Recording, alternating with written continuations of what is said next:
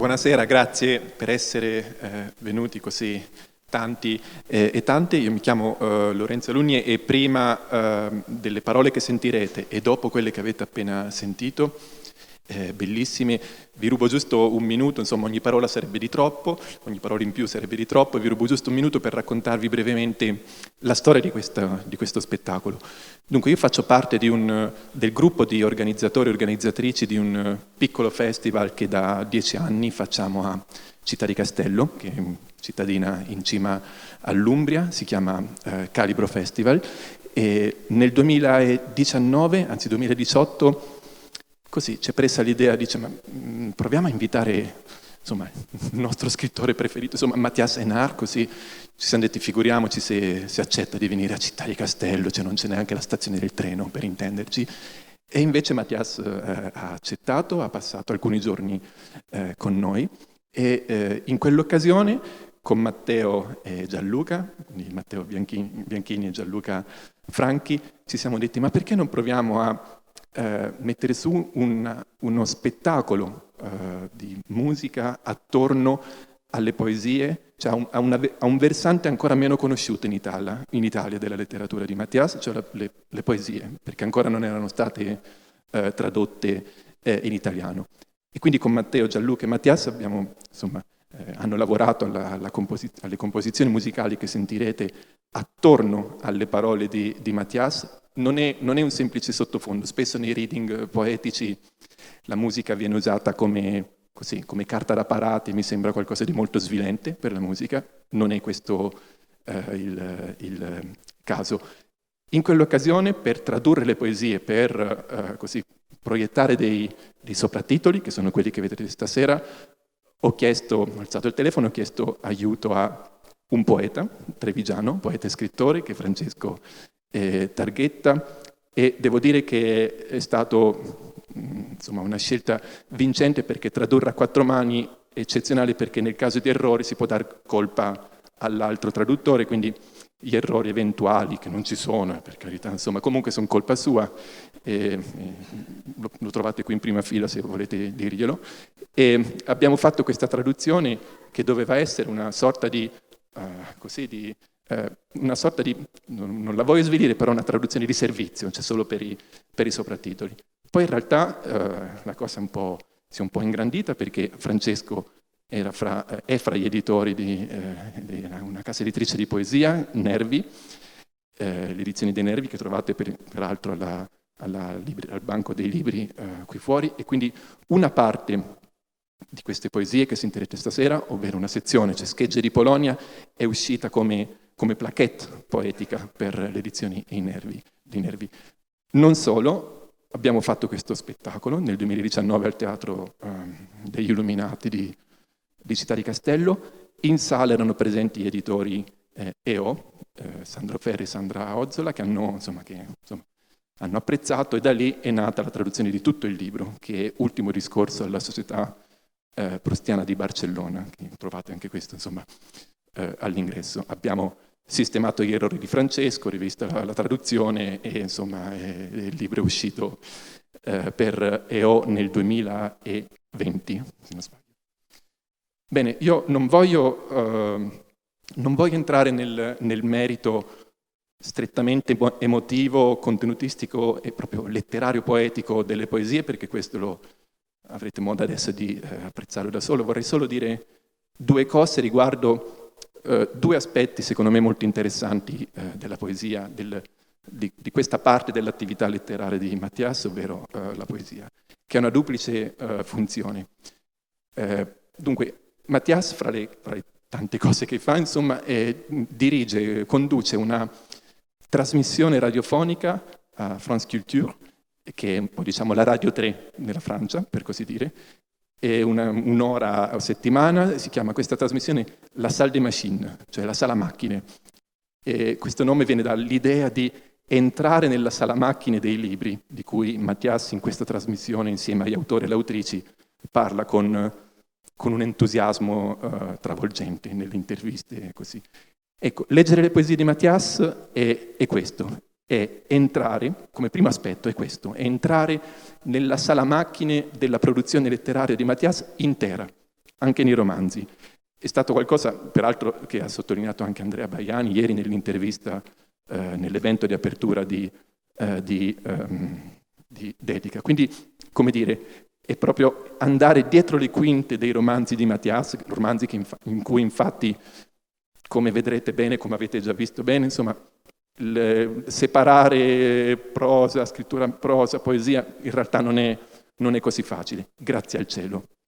Il secondo aspetto e ultimo che vorrei sottolineare, prima di lasciare la parola e la musica a Matteo, Gianluca e Mathias, è la dimensione di proprio taccuino degli appunti che queste poesie rappresentano rispetto ai romanzi stessi. Peraltro, se avete già visitato o visiterete, come vi consiglio di fare, la mostra di Pierre Marchés, tutto sarà dimenticato, come dire, troverete molte corrispondenze significative. Quindi leggere queste poesie è come andare in tasca a Mathias, prendergli il taccuino e leggere gli appunti che poi troverete sviluppati nei romanzi, ma insomma, c'è sempre un che di molto affascinante nel vedere la genealogia delle opere, al di là di qualunque sorta di voyeurismo, per così dire, insomma. Quindi questi sono due aspetti che insieme al contenuto emotivo, esperienziale delle poesie che state per sentire, consiglio insomma di tenere un po' in mente nel vedere questo spettacolo. L'ultima cosa, poi lascio la parola a voi. Dunque, sapete bene ormai che, come dire, nella poesia, nei romanzi di Mathias, la guerra, la violenza della storia, la violenza del presente è molto presente, insomma è uno dei temi fondamentali ed è qualcosa che in questi giorni non ci lascia indifferenti. Io, come molte di noi, in questi giorni una delle reazioni di lettori, come tante anche lettrici, altri lettori, è stato quello di andare a fare una sorta di zapping in libri nostri fratelli, quindi non lo so, per esempio ho riletto appunto delle parti di Zona, per esempio ho riletto l'ultima incredibile pagina di Vita e Destino di Vassili Grossman, di cui abbiamo parlato ieri. Insomma, sono andato un po' a cercare qualche risposta nella letteratura. Ora, io francamente non credo che la letteratura e la poesia consolino. Questa ovviamente è una posizione mia, ognuno insomma ha la sua. Io però non ci trovo niente di consolatorio. Ci trovo molto altro, ma nessuna consolazione. In compenso, libri e poesie come quelli di Mathias e momenti come questi, come quelli che ci sta regalando Dedica, ci permettono di stringerci fra noi e di star vicini. E questo è qualcosa che, soprattutto in questa fase, è qualcosa di cui essere molto grati. A Dedica, a Matteo, a Gianluca e a Mathias. Grazie mille.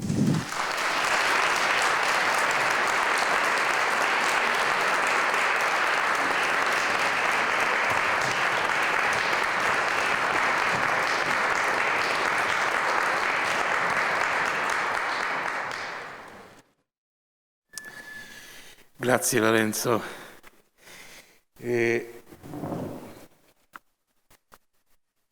Sono molto contento di tornare a leggere questi testi con questi due cari amici. Non soltanto dire che la ultima poesia, che si intitola Dervish, è stata tradotta da Lorenzo Alunni e Francesco Targhetta, è inedita, è solo per voi.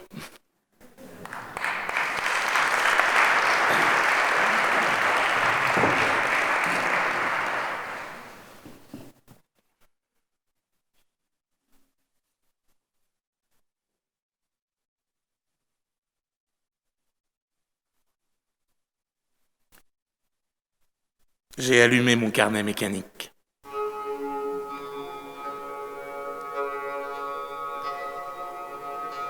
C'est le matin de Pâques. J'ai un livre à 10 sous qui me raconte des histoires de fantômes, de marins et d'Asie centrale. Mon ombre, une légère toux et un peu d'argent emprunté. Si je m'endors à 7 heures, je me réveillerai trop tôt demain matin, à Kashgar, au milieu des fantômes. S'il y avait un autobus, j'irais par les collines, les sables et les montagnes de sel. Écoute, je sais que tu m'entends. C'est fait et tes mains se savent désirer. Et ta chevelure, ma peau en exil est si loin que je ne sens plus les caresses du soir, ni le printemps qui est là. Encore ces vieux départs, ces parchemins, ces variations sèches. Je ressasse de si vieux vers. Ils m'encouragent à partir en chercher d'autres dans les jardins morts de Grenade, au bord du Tigre, du Golfe. Épigraphe du bonheur, vieux métier de vieux magnétophone, voix morte, courant des palais de papier ou claquent des portes de cuir.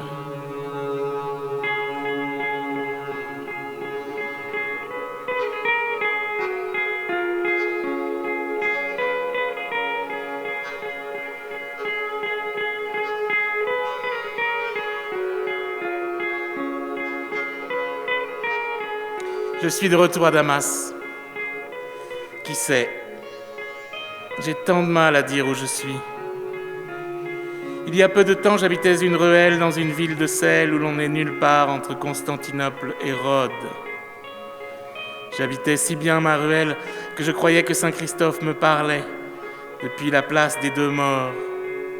Peut-être était-ce sa voix, ce transport dans l'appel des bateaux, ce voyage dans les accents des mouettes, ce brouillard entre les îles. J'allais à la taverne du Hollandais et à d'autres comptoirs. Toujours ces fantômes. Mon meilleur ami était un livre d'histoire débordant de batailles en mer. La lagune passionnée écoutait toutes mes nuits, le corps au repos, les doigts bien repliés, avec parfois sous mon drap son épaule. Gemmes de sagesse, vieux sorts et talismans, colliers et étoffes, livres vénérables et musique secrète.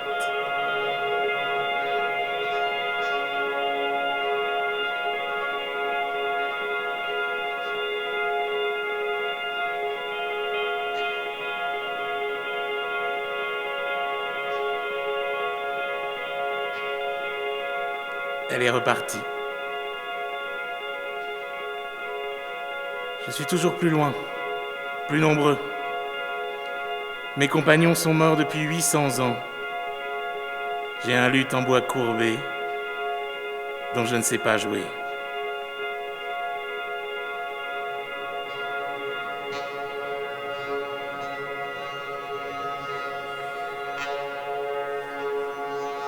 C'est soudain Beyrouth et il pleut. Avec des éclairs. On y raconte une étrange langue, une vieille histoire de dragons et de filles de rois. J'ai passé de la neige en contrebande jusqu'à la mer, que j'ai regardé fondre et se mêler aux rochers où se cache le soleil pour la nuit. C'est Beyrouth, et il pleuvra encore longtemps sur le toit de l'immeuble. Je cherche une côte où reposer mes yeux. Destination pour un pas en avant.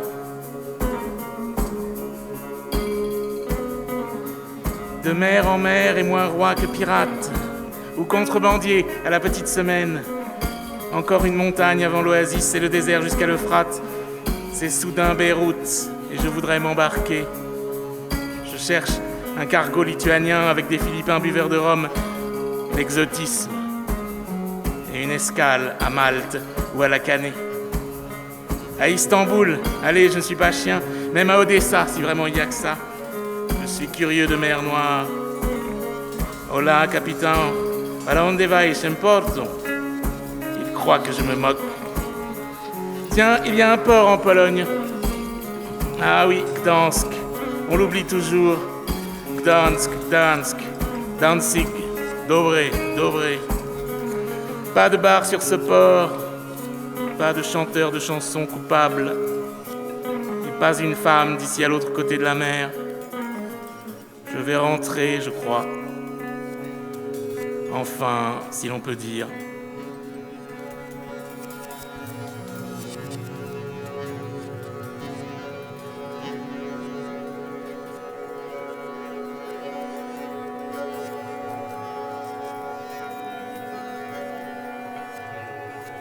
c'est Pâques et le renouveau. Qui sait à quoi ressemblera ma maison? J'en ai soupé de cette mer et de sa solitude. Reviens maintenant. L'Europe est un vieux continent qui n'aime pas qu'on le laisse. Et moi surtout, je n'aime pas qu'on me laisse. Loin. Je tourne comme une pièce lancée sur une table en marbre à Paris. Qu'essaie d'attraper un serveur en tenue mal aimable à moustache. Le prix de mon orge à fantaisie à l'eau du robinet avec les taxes et le service. Qui se démène devant moi, qui n'a pas que ça à faire, qui travaille lui, qui serait mieux sans cet emmerdeur que la pièce surprend comme si elle était une mouche. Le plateau, c'est là que je le prends sur les genoux. Mais c'était compté sans les moustaches, galon de l'officier brasseur, flexion, mouvement du poignet, la pièce dans la poche, le verre ramassé, la table essuyée, à peine un regard pour le client qu'il venait de sauver de la noyade dans un demi, 2 thés et un café. Les affaires reprennent. Les Italiens sont généreux, pas comme moi. À toi, mon amour, on te fait des sourires, j'espère.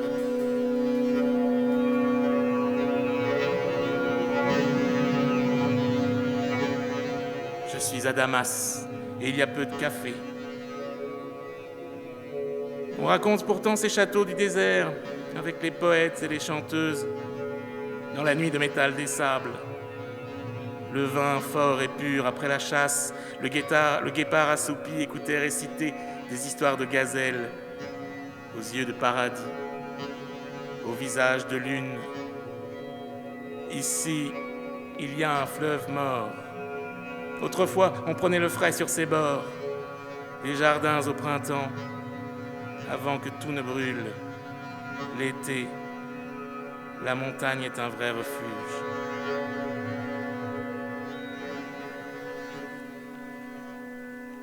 Beyrouth, notre étoile. Beyrouth, notre dernière demeure, et aussi la première. À Beyrouth, j'ai entrevu la guerre. Elle portait une étoile rouge comme une croix, des éclairs furieux. Elle commandait au tonnerre, à la mer. Et je me souviens qu'il fallait lutter pour ne pas trouver de beauté à ce concert, là-haut, à Azmieh, quand le feu s'abattait sur la ville et l'apocalypse sur nos cœurs adolescents. Tu me prenais la main en cachette pour me rassurer. Tu savais que j'avais peur. La trouille est une infection pulmonaire qui prend aussi le bide et l'âme. Dans ton uniforme rouge et blanc, tu me tenais la main entre 2 roquettes et 2 grondements, sans rien dire. Tu ne pouvais rien dire, je crois. L'abri de tes doigts était solide. J'étais rassuré jusqu'à la prochaine salve par les montagnes russes de l'ambulance. La folie, les cris, les blessures, la poésie. La poésie. La poésie, c'est une boîte de sardines à l'heure du siège. La boîte, l'huile, les sardines et la mort. Et l'araque graissait d'anis nos cœurs tièdes. Il y avait des glaces au café des miroirs. Et je me souviens que nous mangions des esquimaux en regardant des soldats bouger de lourds mortiers. Un gemme maïsé en trombe. Il allait se passer quelque chose. La rumeur enflait comme la ville au coucher du soleil. À Manara, il allait se passer quelque chose. À Hamra, il allait se passer quelque chose. À Daoura, il allait se passer quelque chose. À Ashrafiyeh, voire dans la montagne, il allait se passer quelque chose. C'est trop calme. C'est la grève tous les 2 jours. Les épiciers baissent leurs rideaux de fer. Il faut passer dessous pour acheter ses clopes dans le noir. Le marchand de Manaïch n'est pas gréviste par chance. Son sage dans son camion, ses tomates, sa bonbonne de gaz, ses feuilles de menthe. Je suis arrivé en bateau avec les derniers nuages de la guerre. Beyrouth, beaucoup de thym et de pneus brûlés. Il allait se passer quelque chose. En nous peut-être. Le soleil furieux séchait le sang, les serviettes de plage, les poubelles et les abricots. Le soleil séchait tout, sauf l'huile des sardines et la graisse des armes. Il s'est passé quelque chose. Entre nos doigts repliés qui n'avaient aucune détente à presser, aucune gâchette. Les tiens servaient à faire des pansements, des injections. J'ai failli tourner de l'œil quand je t'ai vu panser la blessure de ce flic qui avait pris une balle à un barrage. Passionné par tes mains et ta dextérité, j'ai tenu à t'observer. Mal m'en a pris. J'ai vu des étoiles. Soudain, toutes les étoiles de Beyrouth m'aveuglaient. Des filaments de mercure, des poissons volants dans le regard. Le monde tournait, et tournait, et tournait, un train envolé. J'ai dû partir, fuir, grimper la montagne.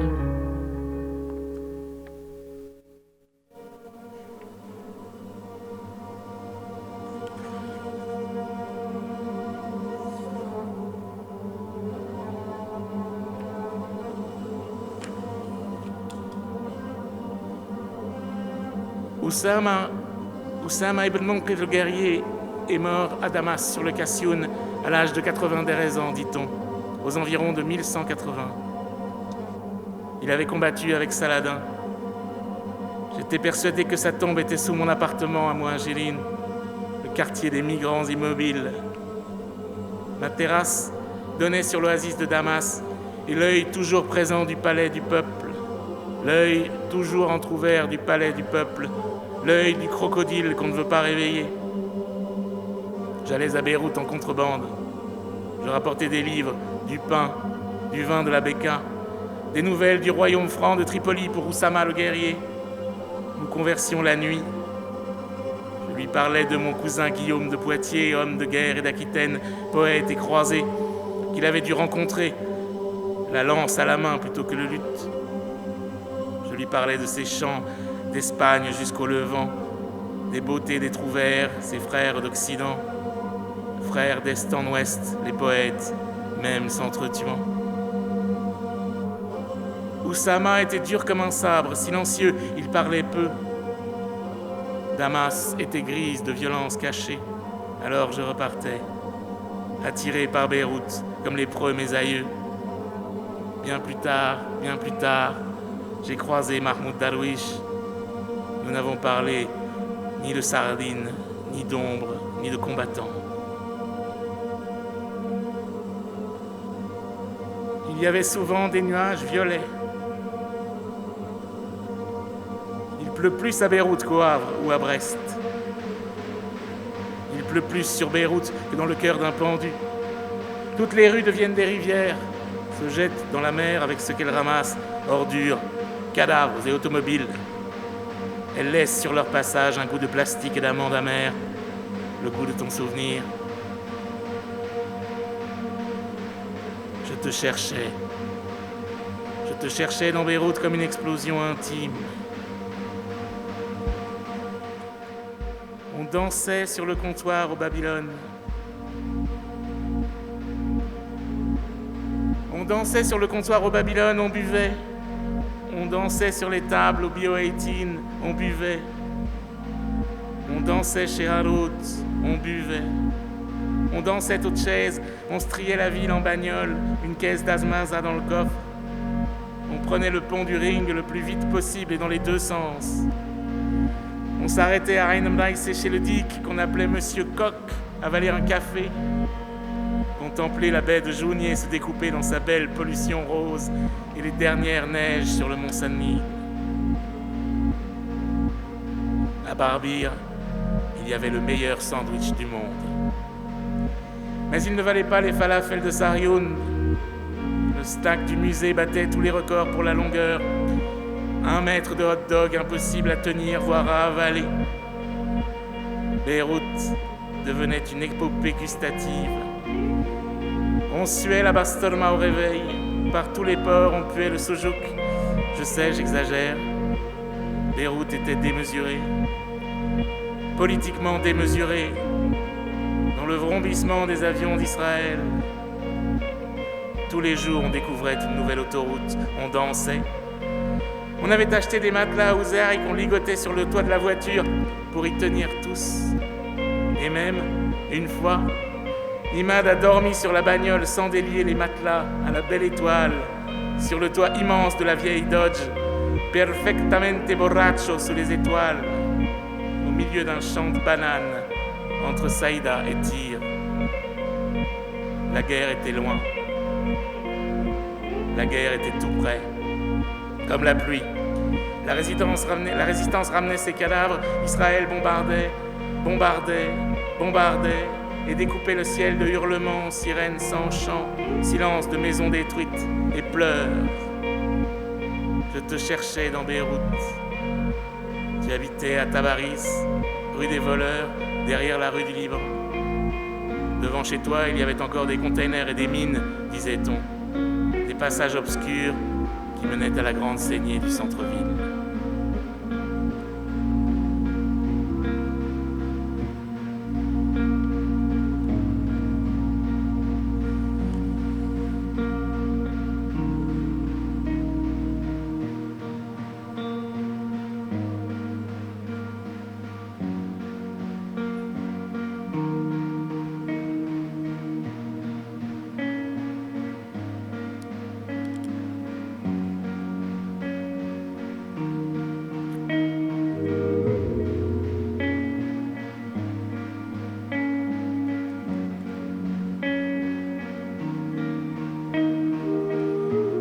Walid regrettait la guerre, la vraie guerre, quand on se foutait de la couleur de sa bagnole, quand on se foutait de l'avenir et des projets d'avenir, quand on se demandait s'il était légitime de mourir en allant à une fête à 200 mètres de chez soi, de parcourir l'étendue grasse de la guerre. Les obus nous sonnaient comme des bols tibétains. Les chasseurs israéliens grillaient beaucoup d'oiseaux dans leurs tuyères. On les mangeait avec les doigts, légèrement recuits sur un bout à gaz. Ils avaient un goût céleste, de kérosène et de tarator. La montagne s'ouvrait verte comme une vieille plaie, suppurant ses torrents, ses monastères, ses chars enfouis au bord des chemins. Il y avait bien plus de barrages que de cèdres. C'est émouvant, un cèdre, quand il n'est pas sur un drapeau. Nous avions fondé un parti, avec un comité central, le Parti pour la libération des cèdres des drapeaux. Tous les drapeaux récupérés devront être plantés dans le sol libanais, enfouis et arrosés jusqu'à ce que leurs arbres poussent. Une quantité non inférieure à 20% des susdits drapeaux devra être immergée pour favoriser la création de forêts sous-marines en baie de Jounier. On fumait beaucoup. Trop peut-être. On prenait des risques insensés pour aller à Der el-Ahmar acheter du pollen poisseux et noir chez un cousin hachichin, grand amoureux des armes et des papillons, qui collectionnait les deux avec une vraie passion.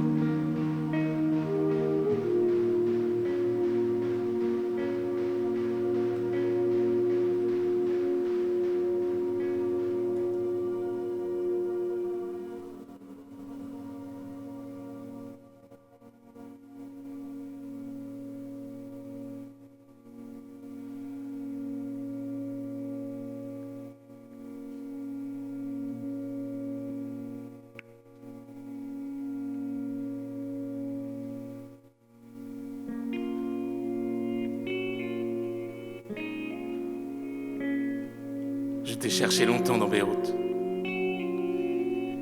dans la poudre d'or des couchants, au phare, au haut de la grande roue, parmi les 3 fleurs du jardin public, dans les ruines du centre-ville, entre les herbes folles de la gare abandonnée, dans les wagons de train fantômes, et longtemps j'ai cherché Beyrouth, la dernière étoile, la pomme, le narcisse derrière la brume. À y perdre le temps ici, le temps là-bas, les maisons que l'on quitte, les gens que l'on quitte, les langues que l'on ne parle plus que rarement, la taille des jours, la vitesse des comètes, la forme de la lune. On récolte les livres que d'autres ont semés pour lire plus tard, dimanche matin, un vieux matin, ma calme maison, mon fauteuil, à l'encre, un jour ou l'autre, j'entends une voix venue de loin. Calme en mer d'Irlande, golfe de Gascogne, force 4, force 605 en soirée, Manche, mer du Nord, Nord-Bretagne, Finistère, Sud-Bretagne, جي رملة البيضاء روشي calme en baie de Jounier calme calme calme.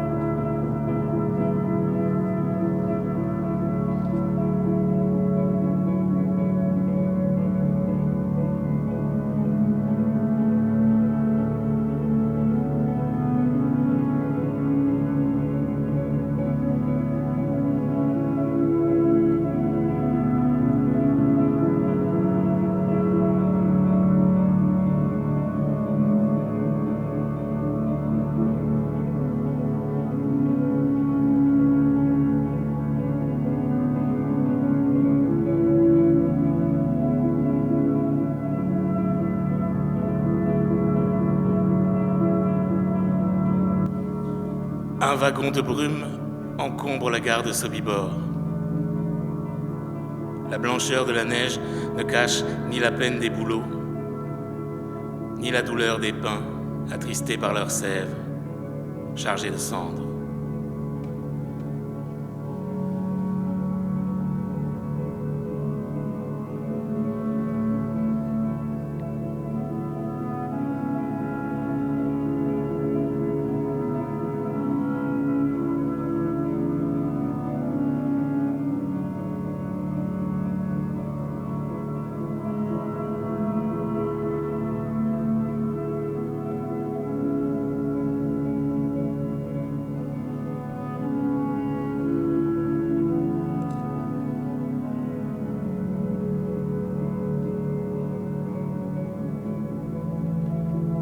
Le vide, l'absence, le froid. La théorie des vases communicants remplit d'alcool nos cœurs azamoches. L'un en face de l'autre, nous buvons sans savoir qui nous buvons. Nous nous aimons sans comprendre cette vérité première de la vodka. Le givre, la glace ne font pas oublier le feu.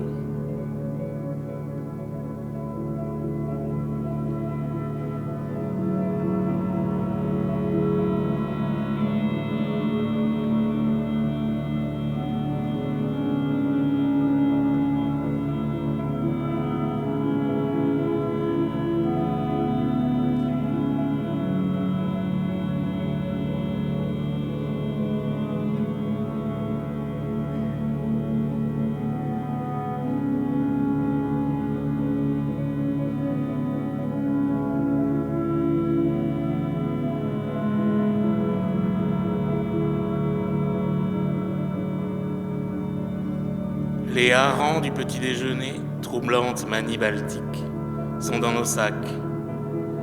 Au milieu du pain, salé, fumé, ils répandent leur huile tiède et puent aussi joyeusement que nous sommes attristés.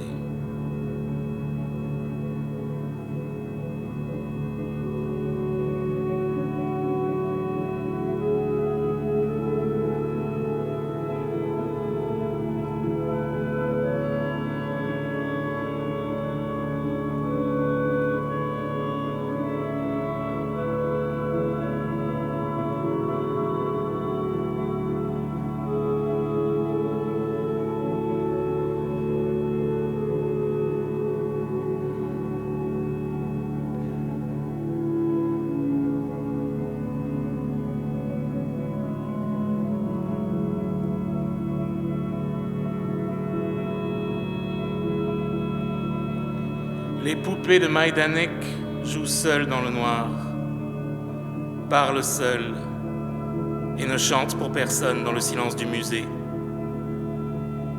Elles sont les confidentes de la nuit. Elles consolent pour toujours la lumière abolie.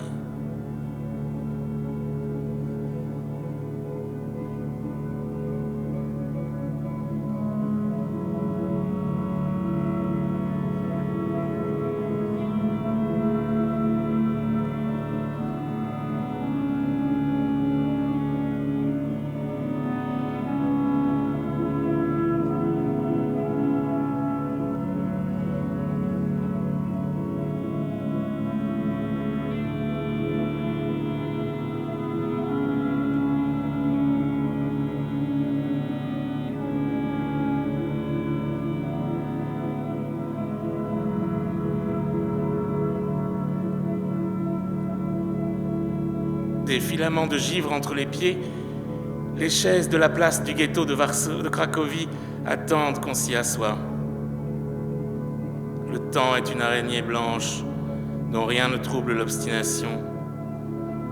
Et ce soir à l'hôtel, dans la grande chambre des combles au lit de bois, j'observerai avec terreur la jeunesse de ton corps.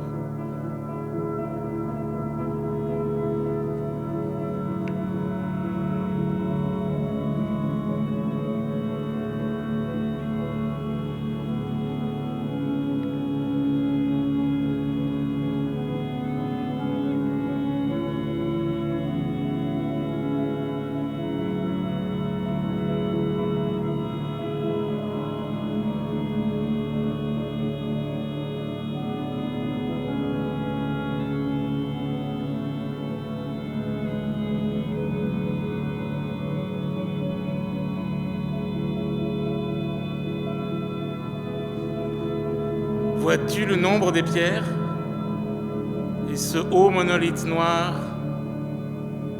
les noms de villages, de villes et le grand nom de Varsovie? 2 touristes anglais s'enfuient dans la neige.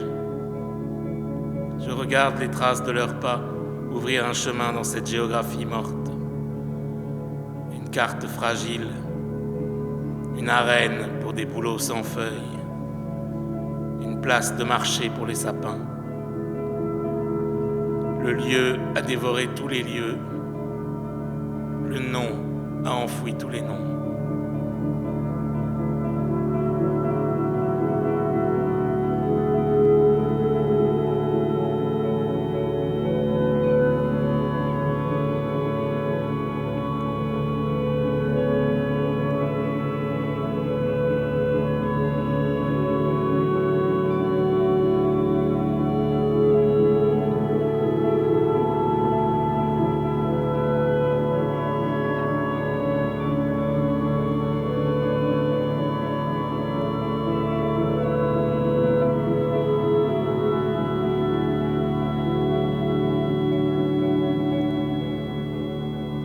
Ébranlés par l'absence, nous nous taisons.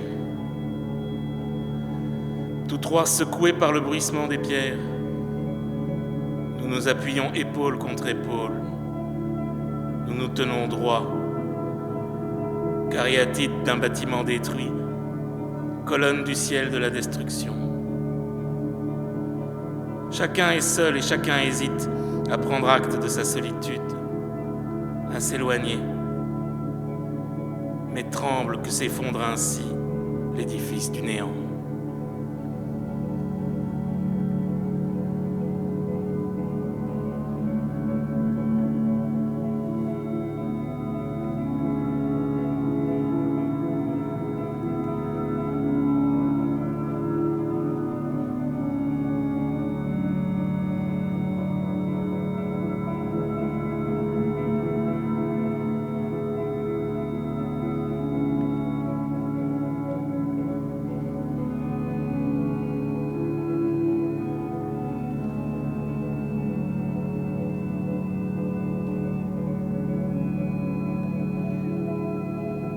La longue plaine polonaise, blanche, insoupçonnable, s'étend sous sa couverture grise. De la Pologne, nous n'aurons rien vu, tour à tour assombris et aveuglés. Comme cet espion t'observe après la douche. Autre blancheur tachetée, il pleut de tes seins, il ruisselle de ton pubis, remettre tes vêtements. Son désir, ce voile de coton, il ignore le goût de cette eau qui a emporté l'odeur de ton corps. Tes jets forment un jardin où sont des grenadiers, avec les fruits les plus excellents, les troènes avec le nard, une fontaine, des jardins, une source d'eau vive, des ruisseaux du Liban.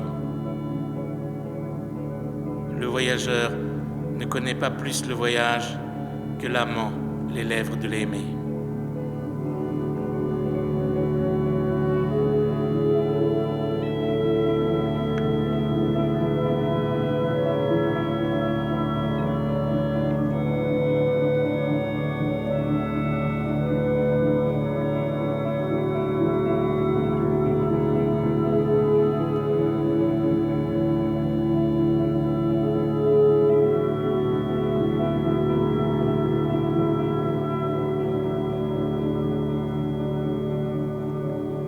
Dans le café près de la synagogue orientale, tu me sembles toi aussi venu d'Espagne.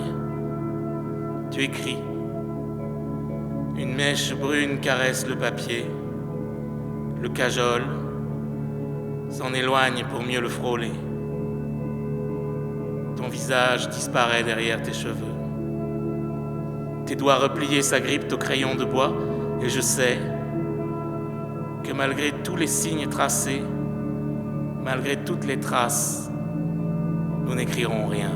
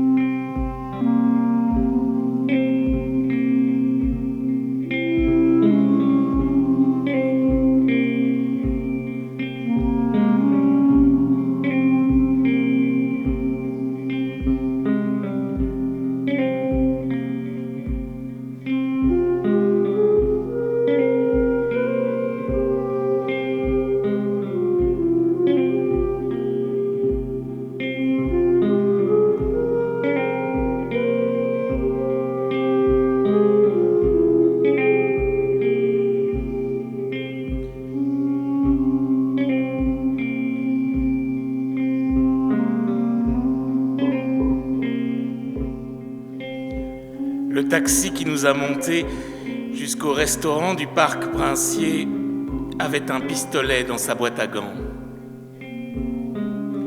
C'est un souvenir, disait-il, des usines yougoslaves. Vous verrez de là-haut, on contemple la ville, un souvenir de ma jeunesse disparue, du pays enfoui.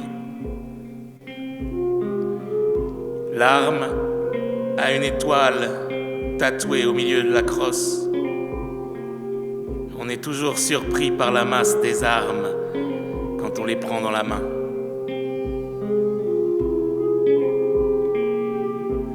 Effectivement, la vue est magnifique. De la forteresse blanche jusqu'à l'Holiday Inn s'étend Sarajevo aux 1000 ponts, aux 100 minarets. Je tiens mon verre de rakia, l'auteur de graisse et de poudre sur les doigts.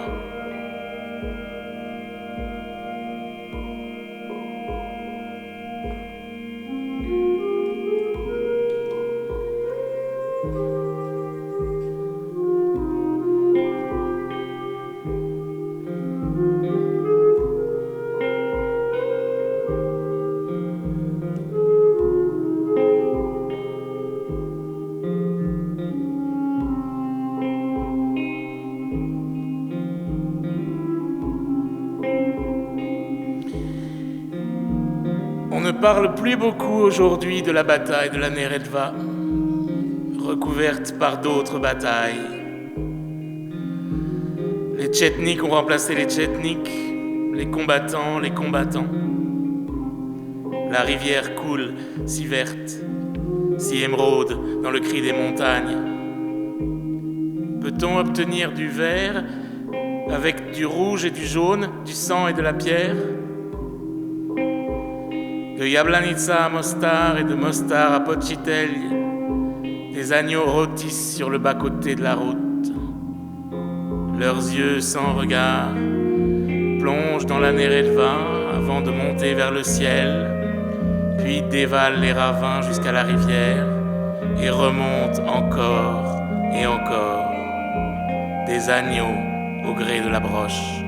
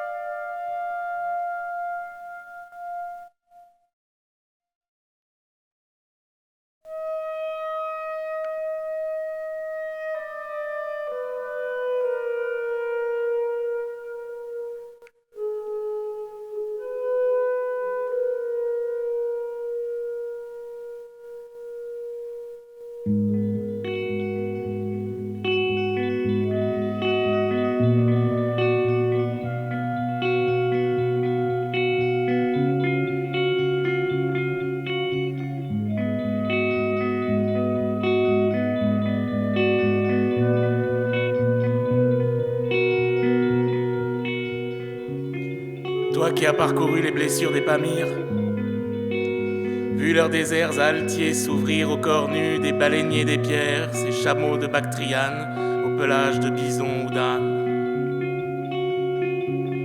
Toi qui as parcouru les blessures des Pamirs, entendu le persan que parlent les Tadjiks, et craché dans ta main ouverte par les cailloux, ce paysage meurtri des montagnes magiques, infiniment pierreuses. Toi qui as parcouru les blessures des Pamirs en rêve, en réalité, qui as cherché un songe à leur hauteur, au défi de la langue, des armes, des uniformes et de la peur. Toi qui as vu la sécheresse des Pamirs couler sur le monde et l'ébahir de sabres courbés, de mendiants aveugles, guidés par des cris au ciel jusqu'à l'envahir.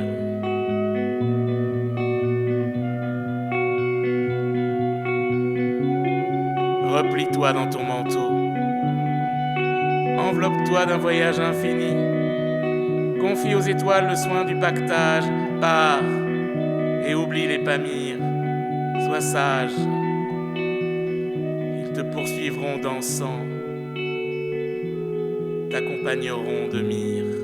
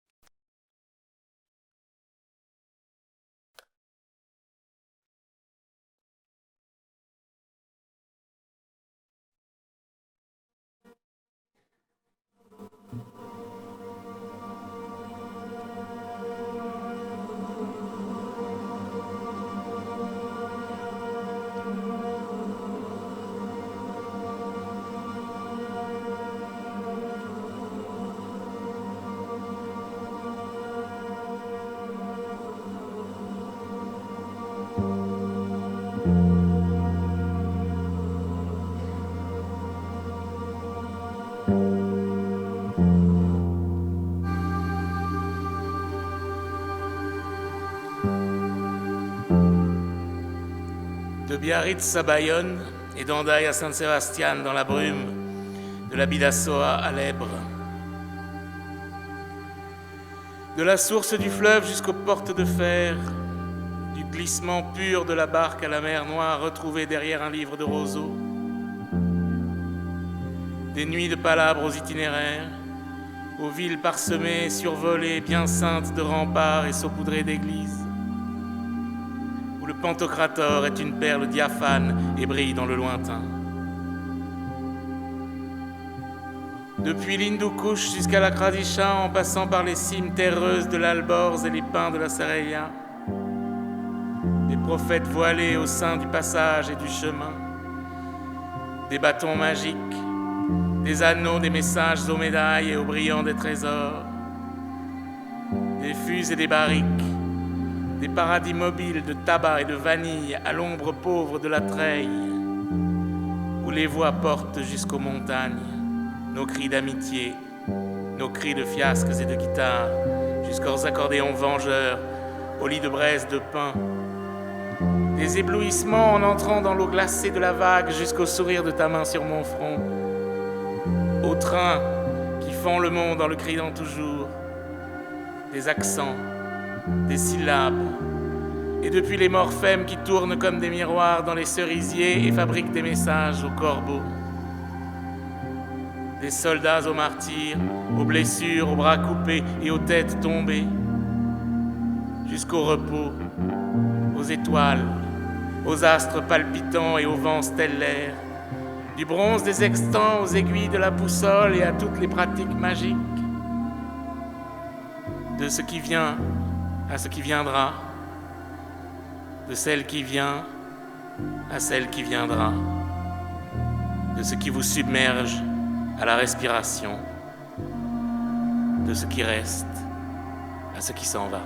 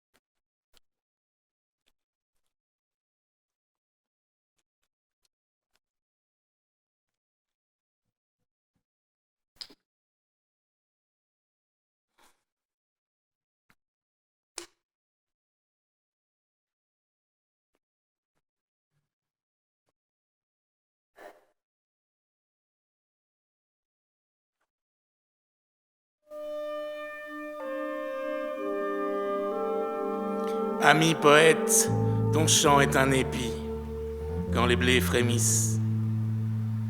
Lorsque l'heure de l'aube les courbe de respect, ta masure est la fumée du thé fumant offerte à cet ennemi lointain et son œil unique, aveuglé par la glaire du mépris. Pauvre, tu as chanté la pauvreté des arbres et de tous ceux qui meurent debout, les voyageurs, la mère, le père. Ils prient contre une pierre. Ta masure fume du thé fumant. Ta pauvreté te contraint à l'hospitalité. Je n'ai rien à offrir, alors je donne tous les vocables, des plus simples aux plus oubliés, de belles syllabes efféminées, des enjambements savants et des formes de comètes sur un paysage perdu. Ta masure est une chanson, un coq, un cheval, un fusil, un souvenir pour l'absence. La terre, on la prend dans ses mains et elle glisse. Il ne reste que les pierres sous les ongles.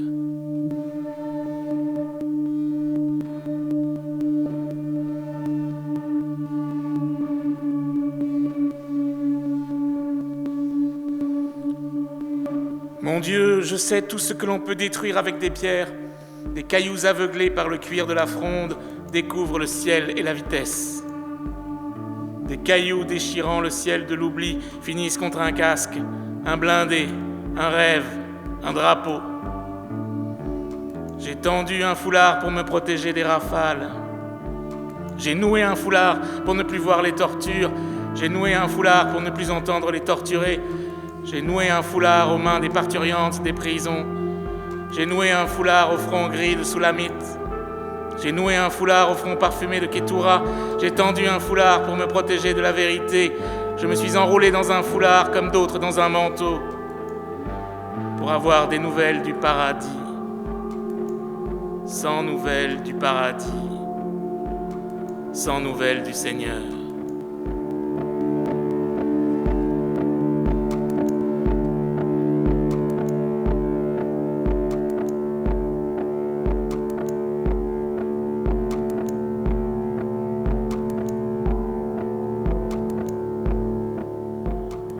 J'ai rêvé que je marchais dans la vieille ville de Damas, silencieuse, dans cette lumière de lait qu'on appelle petit jour, les treilles contre les murs blancs sentaient bon la naphte et le tabac. Dans la lumière de lait de l'anis au petit jour, le pain gonfle en bulle sur le dôme noir, brûlant d'acier, où le thym frémit. Damas est une chaise en paille devant le tombeau de Saladin, un abricot séché sur un banc de marbre, une fontaine où boit la tête du Baptiste, un temple de miel pour l'aube dans un couvent de pauvres moines oubliés sur la route de Saint-Paul. Les poutres de cèdre naissent dans la chaux des vieilles rues de Damas. Sitt Wafa s'y protège de la lune dans un beau cafetan noir.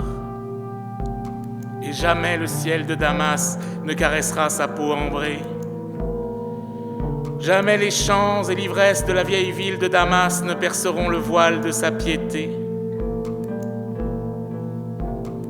Son mari, le Hajj Abou Makram, prit de l'aube au couchant, avec son petit doigt sur son lit de douleur. Il a la vieillesse sage et fragile, la maigreur de l'agonie. Il se rappelle les bombardements français sur la vieille ville de Damas. Il pense à la Rota, écrasée sous les bombes aujourd'hui, et prie, avec son doigt, qui s'incline à sa place contre son matelas, sous les yeux de lune de Sitt Wafa, dans la vieille ville de Damas. Entre le temple de Jupiter et la rue qu'on appelle droite, les échoppes n'ont jamais vu la chevelure d'ambre de Sitt Wafa, ni sa peau de pétale, ou le lys soyeux de ses poignets. Seul ce doigt, qui se plie aujourd'hui pour prier, a compté les vertèbres de Sitt Wafa, et parcouru la plaine de sa poitrine pour y gravir les tours de ses seins. Soulamite, les colombes lisent ton nom le vendredi soir. Ces colombes en nuages tournoient dans le ciel de Damas. Elles sont la pluie qui viendra, grise et épaisse. Graisser de plumes le mont Kassioun et chanter sur le tombeau d'Ibn Arabi le saint de Murcie, hagiographe du voyage.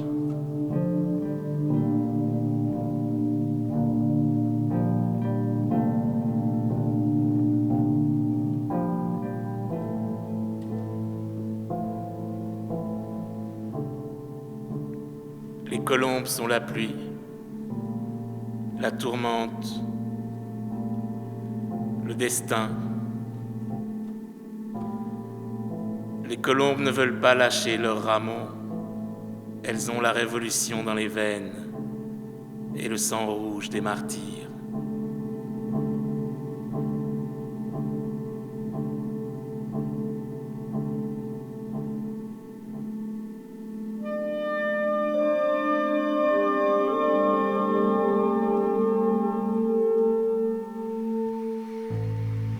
Ami poète, qui chantera aujourd'hui la Syrie détruite, la Palestine en lambeaux, l'Égypte vermoulue ou les yeux brûlés de l'Irak?